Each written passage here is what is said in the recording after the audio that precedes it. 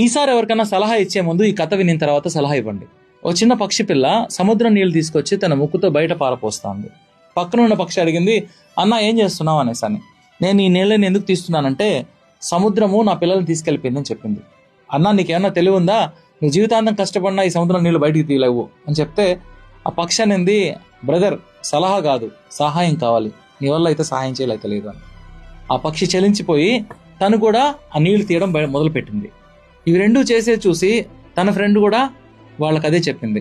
వేరే పక్షులకు సలహా ఇస్తే సలహా కాదు సాయం కావాలి, సలహా కాదు సాయం కావాలి. ఇలా అలా మాట్లాడుతూ మాట్లాడుతూ మాట్లాడుతూ ఒక్కొక్క పక్షిగా వేల సంఖ్యలో వచ్చి పక్షులు చేరాయి. గరుత్మంతుడు చెవిలో పడింది. గరుత్మంతుడు కూడా రావడానికి మొదలు పెడితే శ్రీ మహావిష్ణువు అన్నారంట, నువ్వు వెళ్తే నా పని ఆగిపోతుంది, అయినా నువ్వు ఆ పక్షులు అందరు కలిసినంత మాత్రం నా సముద్రం నీళ్ళు బయట వస్తుందా చెప్పు అని అంటే, స్వామి సలహా కాదు సాయం కావాలి, అందుకే నేను వెళ్తున్నాను.